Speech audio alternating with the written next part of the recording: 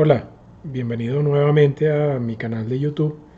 En esta oportunidad estaremos o continuaremos hablando de los efectos económicos adversos del COVID-19, de la pandemia COVID-19, los daños que esta pandemia va a provocar en el patrimonio de los contribuyentes y cómo deben ser demostrados esos daños para a su vez demostrar que tributos como el impuesto sobre los grandes patrimonios, el régimen de anticipo de impuestos sobre la renta y algunas contribuciones parafiscales que no están dimensionadas sobre los ingresos de las empresas, sino sobre el número de trabajadores que tienes, van a resultar violatorias del derecho a pagar tributos teniendo en cuenta la capacidad contributiva de las personas, la garantía de que los tributos no pueden tener efectos confiscatorios y además el que los tributos no deben impedir el libre ejercicio de la actividad económica de preferencia, de acuerdo con la Constitución. Para hacer un resumen muy rápido de lo que ya fue dicho en la oportunidad anterior, quedamos en que COVID-19 es un hecho, es un evento de fuerza mayor o caso fortuito, que por ser un hecho notorio y por haber provocado además la instauración de un estado de excepción específico, que es el estado de alarma, no requiere ningún tipo de prueba, porque ni los hechos notorios ni el derecho son objeto de prueba. Habíamos dicho también que no era necesario probar que se trata de un hecho ajeno a la voluntad de las personas y que se trata además de un hecho imprevisible, lo cual tampoco es objeto de prueba porque en ambos casos estamos ante hechos notorios. Pero dijimos que el tercer elemento estructural de las causas extrañas no imputables, esto es que el evento fortuito de fuerza mayor es insuperable, sí debía ser probado en el sentido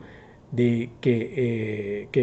el daño económico que el mismo comporta para el contribuyente debe ser justificado y probado. Y para ello nos preguntamos y respondimos en su oportunidad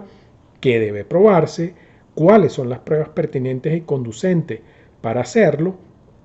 cómo debemos llevarlas al procedimiento o al proceso judicial y por último, y lo más importante, cuál es el mérito probatorio que deriva de la prueba en cuanto a la convicción que la misma puede provocar en la administración o en el juez según el caso.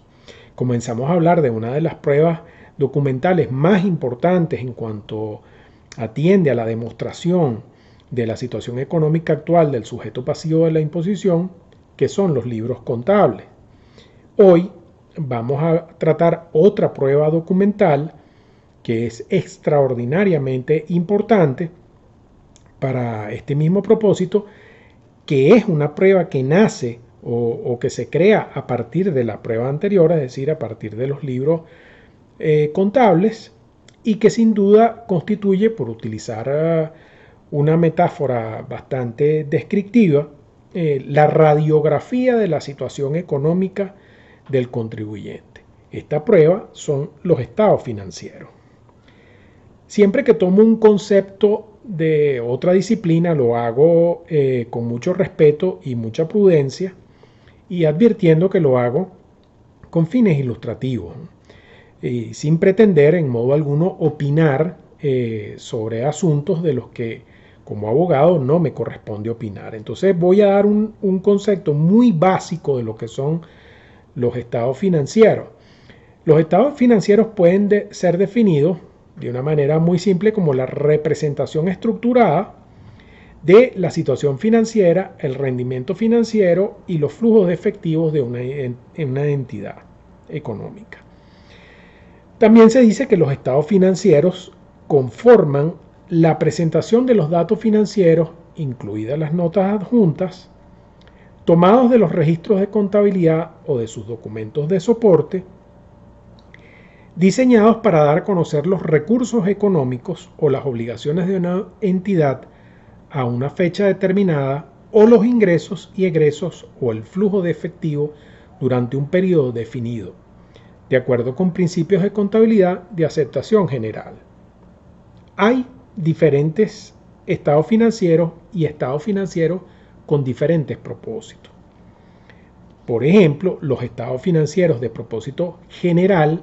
que son los dirigidos a atender las necesidades generales de información financiera de un amplio espectro de usuarios que no están en condiciones de exigir informes a la medida de sus necesidades específicas de información, son normalmente el balance general, el estado de resultados, el estado de cambios de patrimonio y el estado de flujos de efectivo. Los estados financieros tienen además sus respectivas notas que contienen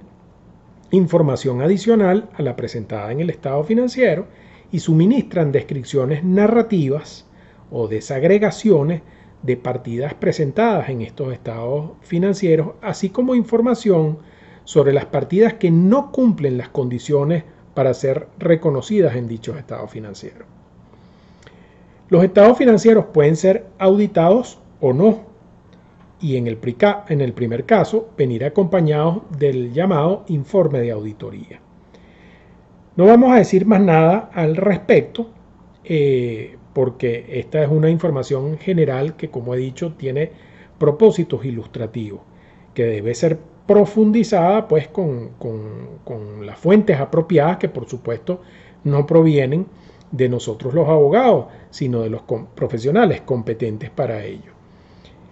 Los estados financieros, vamos a decirlo de alguna manera, son el pan nuestro de cada día para nuestros amigos contadores, economistas, administradores y licenciados en ciencias fiscales, y para todos los profesionales y técnicos que están vinculados a las finanzas en general, pero no lo es así para nosotros los abogados, y por eso interesa mucho la definición que hemos dado, porque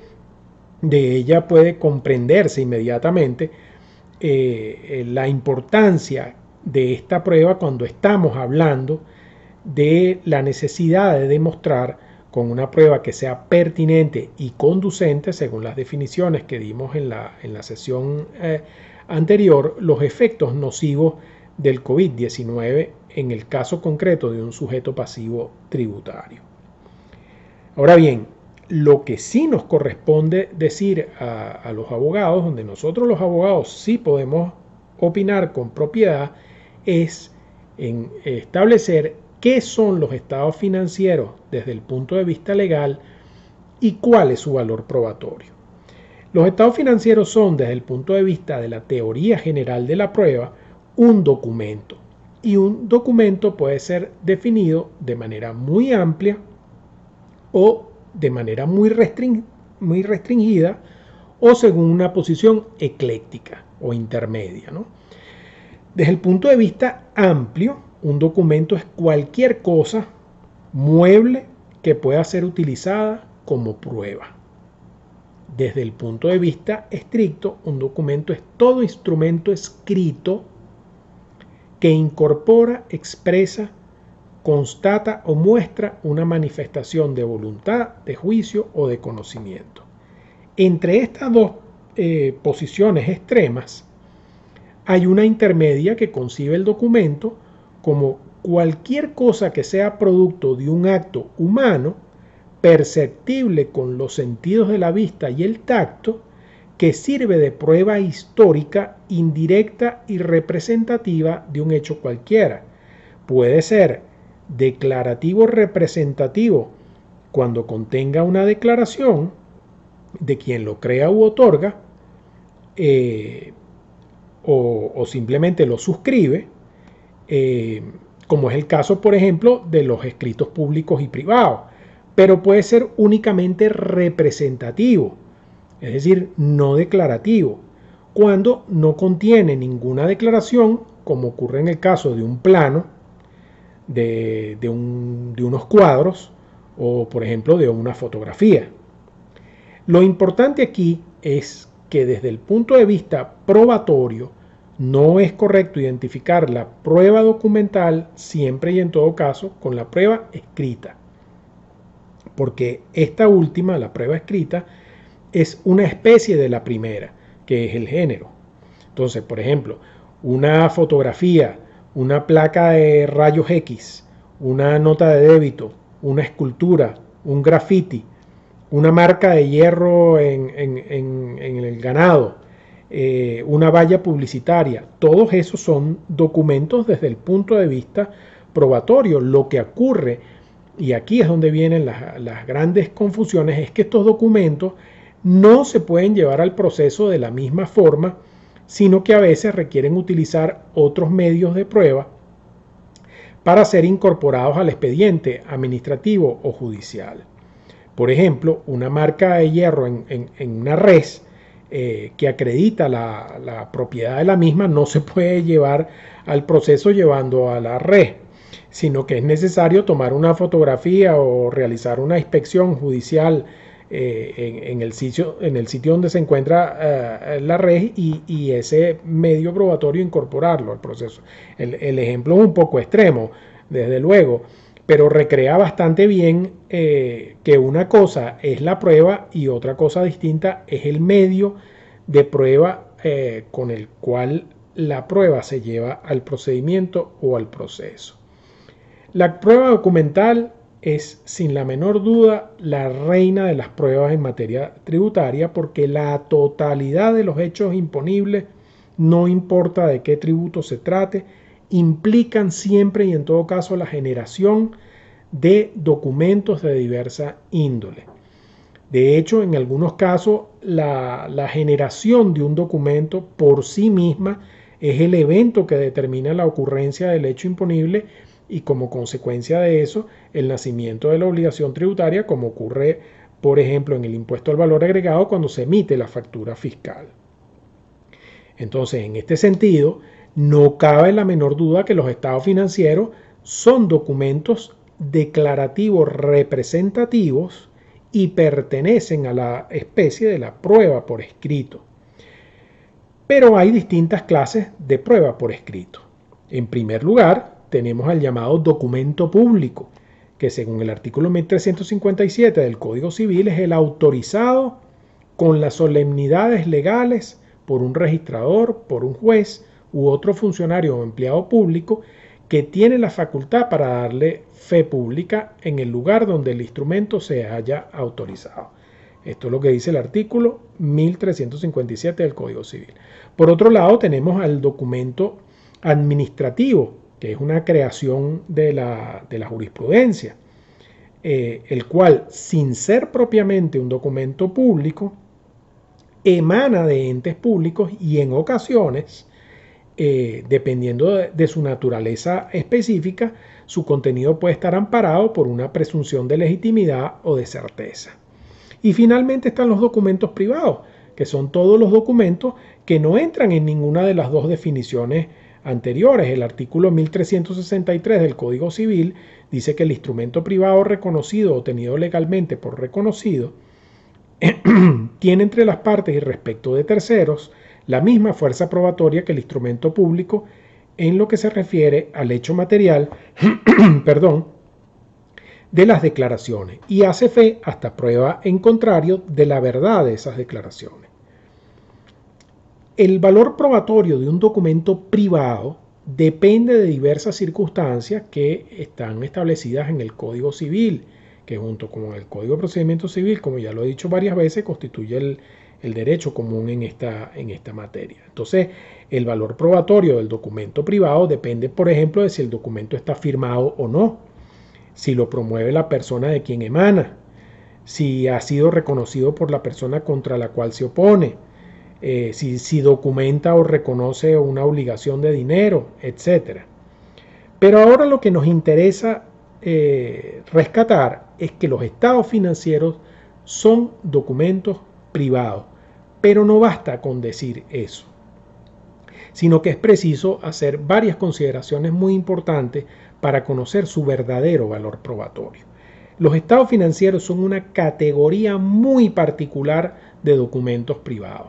y no se puede establecer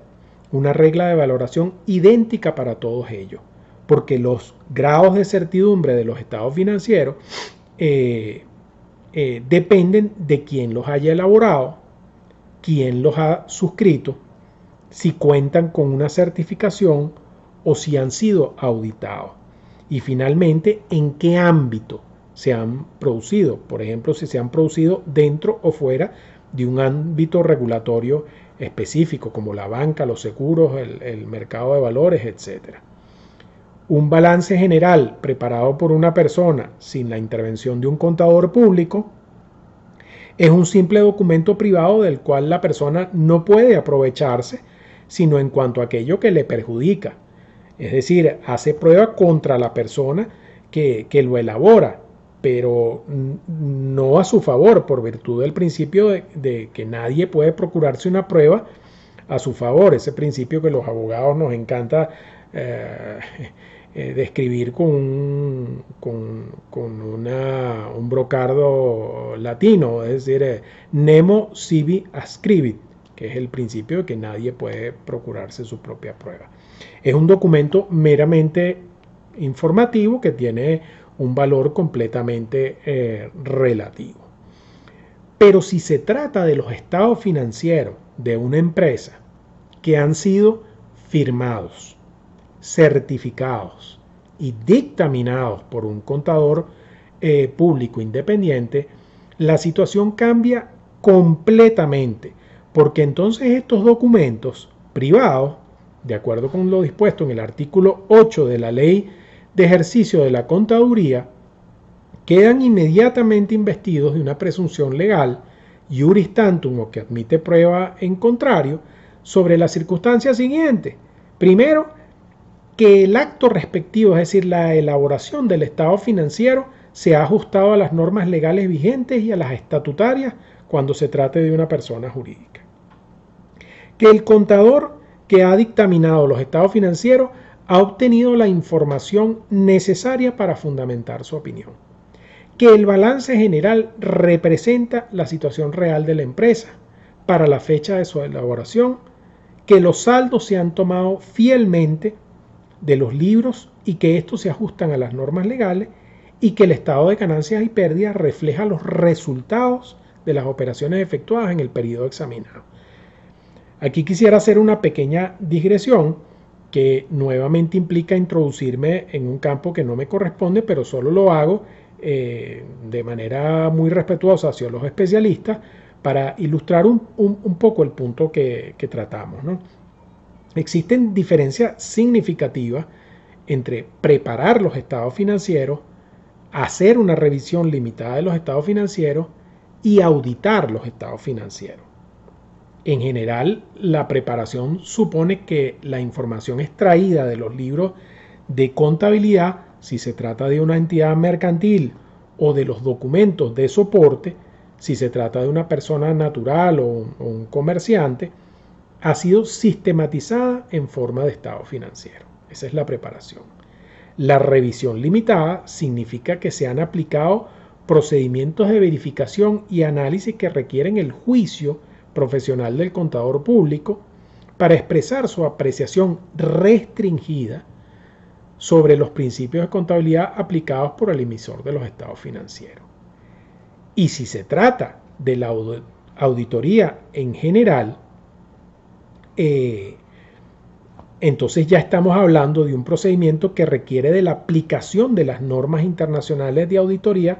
para poder emitir una opinión acerca de la razonabilidad de los estados financieros tomados en conjunto conforme a las normas internacionales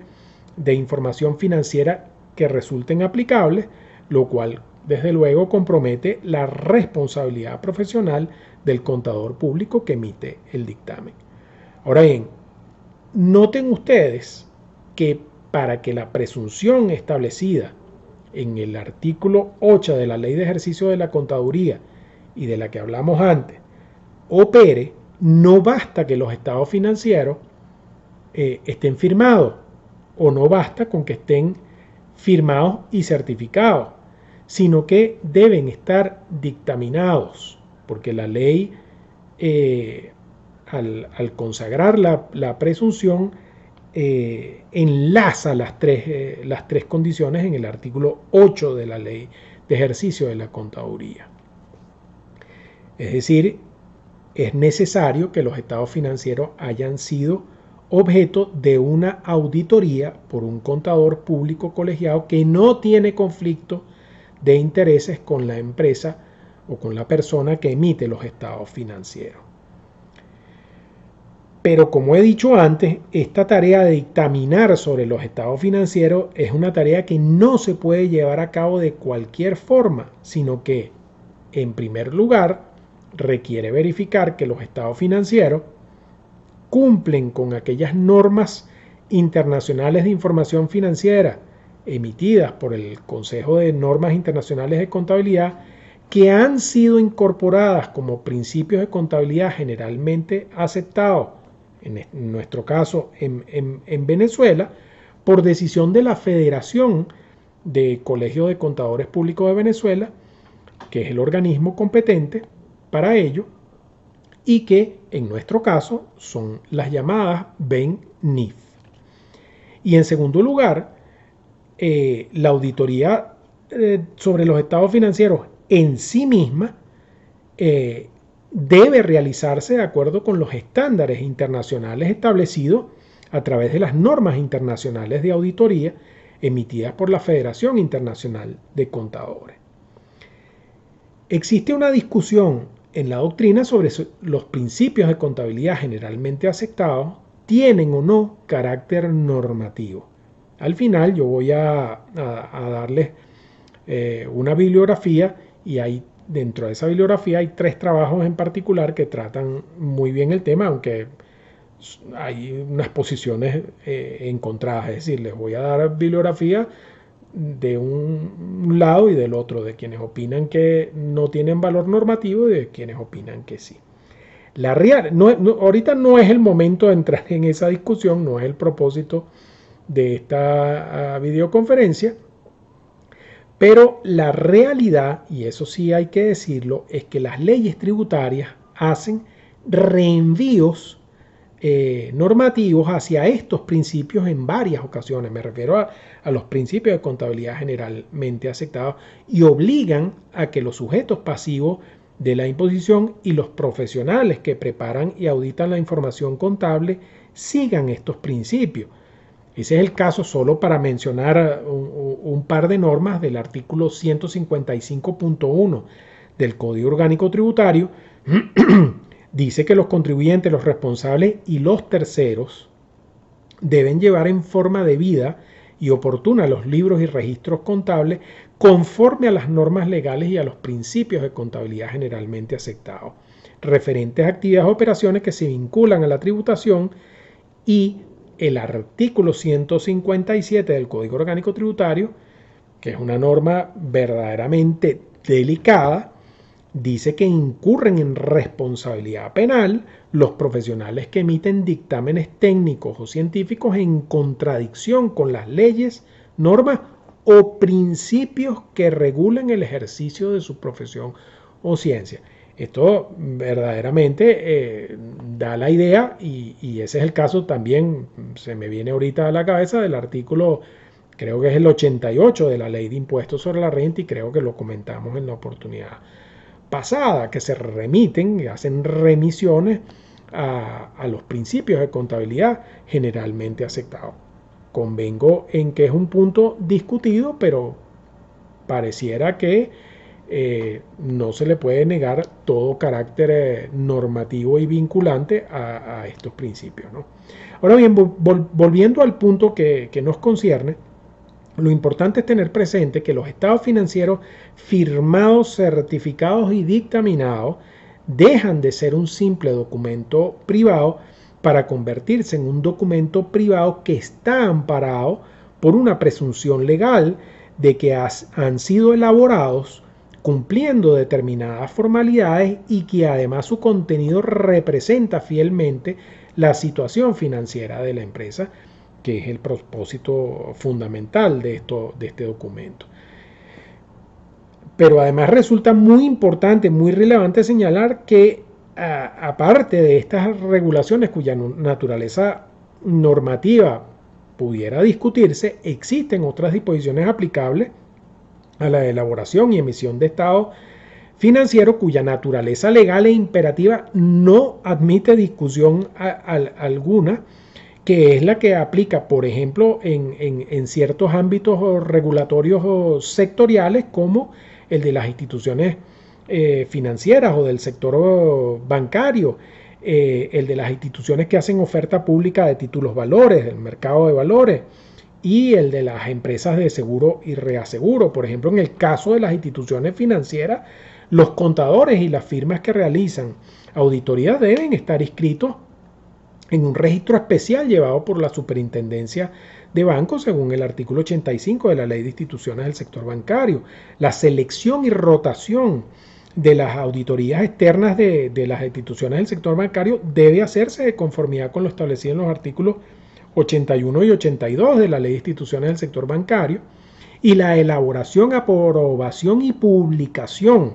de los estados financieros debe hacerse de acuerdo con la Ley de Instituciones del Sector Bancario, el Manual de Contabilidad de los Bancos y numerosas circulares y resoluciones emitidas por la Superintendencia de Bancos en materia de contabilidad, estados financieros, etc. Entonces, todo lo anterior permite concluir que hay que ser extremadamente cuidadoso cuando se analiza el valor probatorio de un estado financiero y tener presente que si éste reúne las condiciones establecidas en el artículo 8 de la Ley de Ejercicio de la Contaduría, está entonces amparado por una presunción legal y de acuerdo con el artículo 1397 del Código Civil, la presunción legal dispensa de toda prueba a quien la tiene a su favor, de manera que las determinaciones a que se refiere el mencionado artículo 8 y a las que antes hice referencia se tienen por ciertas mientras no se produzca prueba en contrario. Entonces, si ustedes recuerdan lo que hablamos en la intervención anterior, en la videoconferencia del día 17 de abril, donde estábamos hablando de los libros contables también como prueba de los efectos económicos adversos del COVID-19, dijimos que los libros de contabilidad no tienen una regla especial de valoración como prueba y entonces se valoran de acuerdo con el sistema de la llamada sana crítica. Pero ese no es el caso de los estados financieros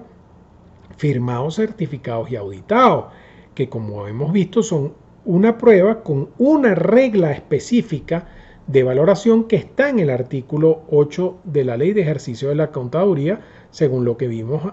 anteriormente. De modo pues que quien desee infirmar, como decimos los abogados, el contenido de un estado financiero con las características previstas en el referido artículo 8, puede proceder por tres vías. Cuando estima que hay falsedad material del instrumento, tacharlo de falsedad por vía principal, es decir, por un juicio principal, o tacharlo por vía incidental dentro de un juicio ya iniciado. La falsedad material ocurre en este caso cuando haya habido falsificación de firma,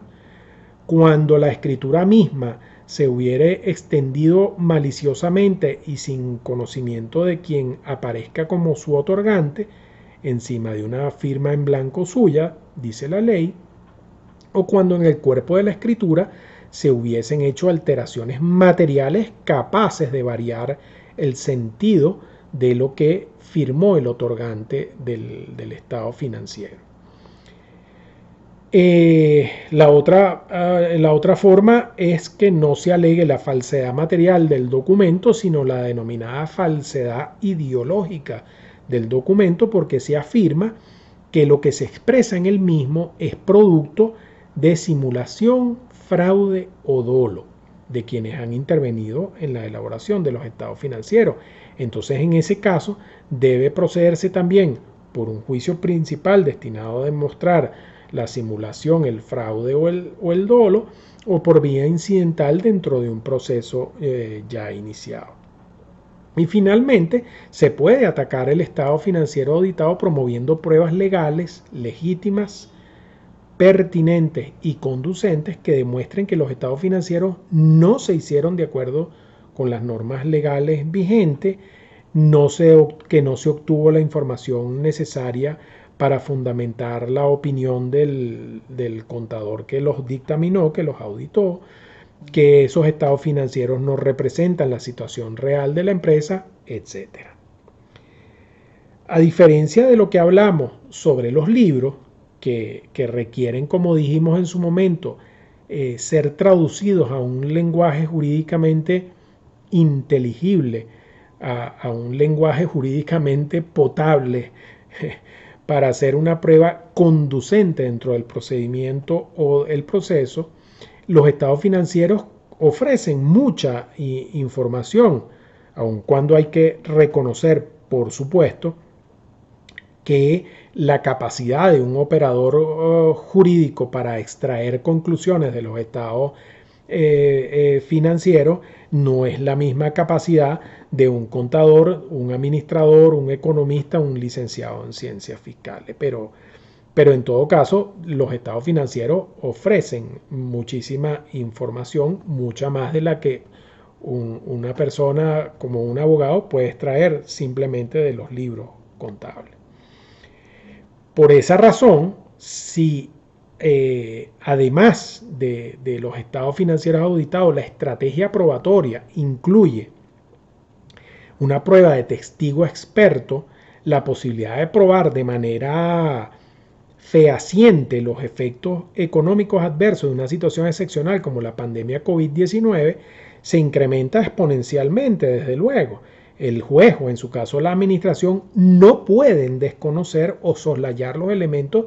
de convicción que surgen de unos estados financieros auditados que disfrutan de una presunción legal y del testimonio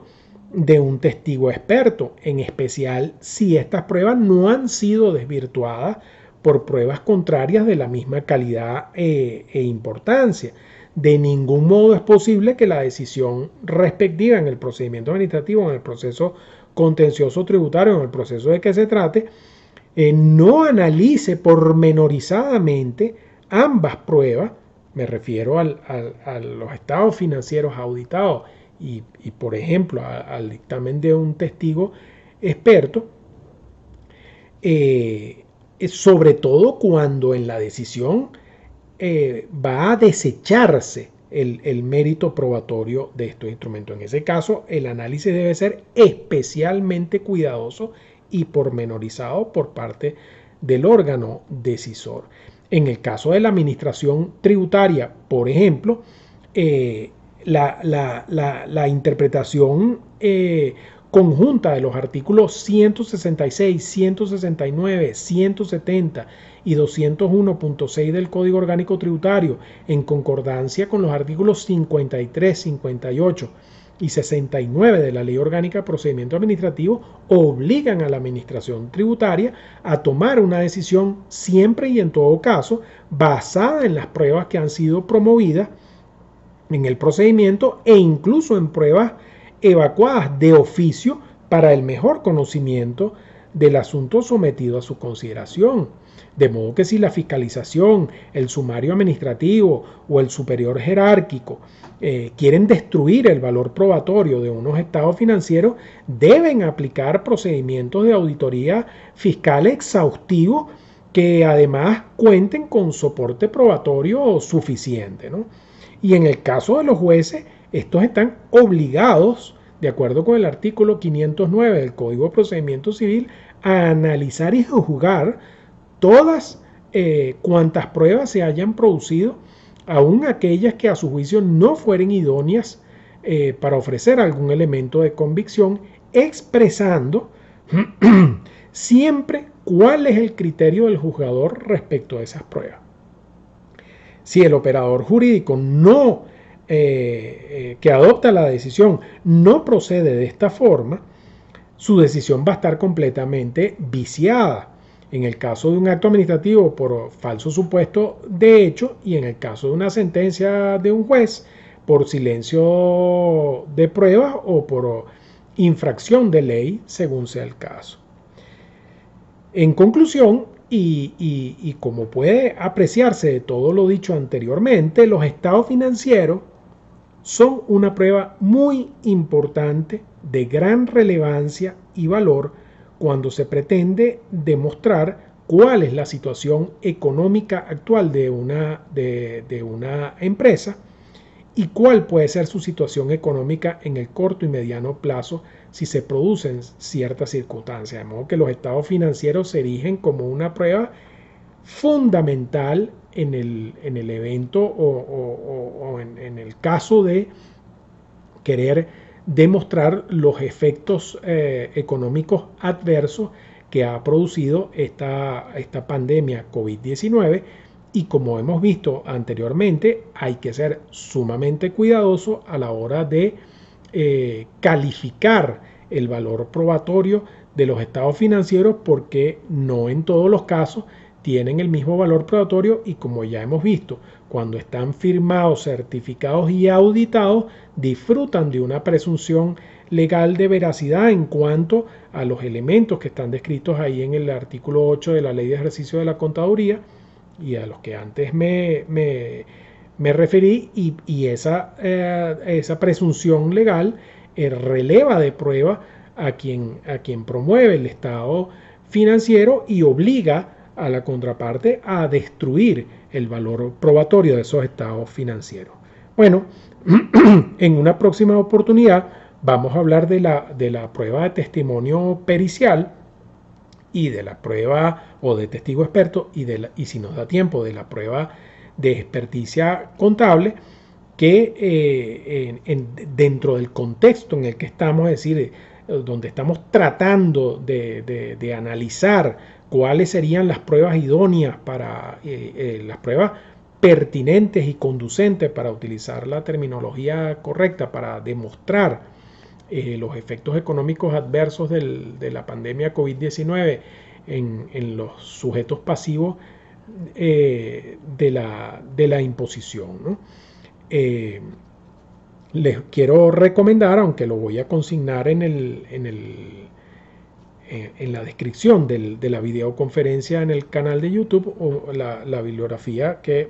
me parece que es pertinente que ustedes revisen. Yo les estoy recomendando bibliografía que se puede encontrar en internet, que está totalmente digitalizada por fuentes autorizadísimas. Además,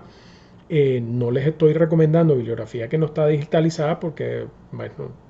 me parece completamente inútil hacerlo en este momento. Es casi una crueldad recomendar una bibliografía que la gente no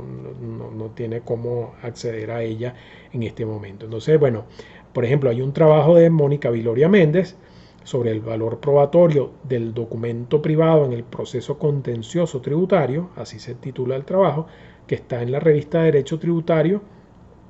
de la Asociación Venezolana de Derecho Tributario, número 114. Hay un trabajo de Burt Evia y Enrico Giganti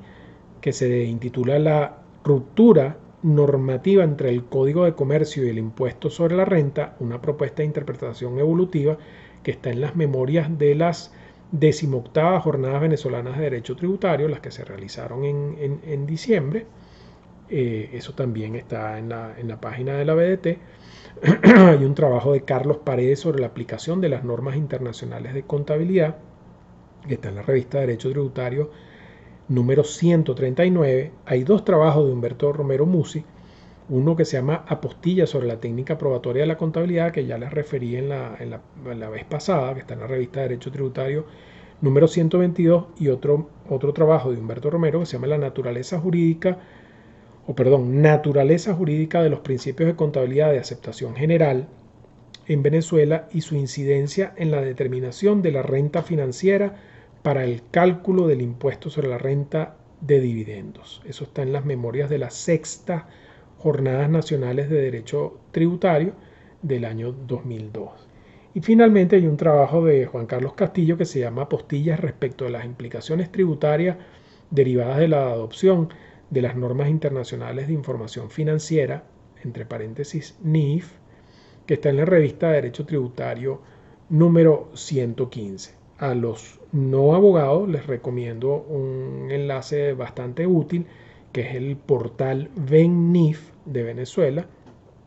que es www.vennif.com. Bueno, muchísimas gracias por su atención. Espero que esta videoconferencia sea de gran utilidad para ustedes. Muchísimas gracias.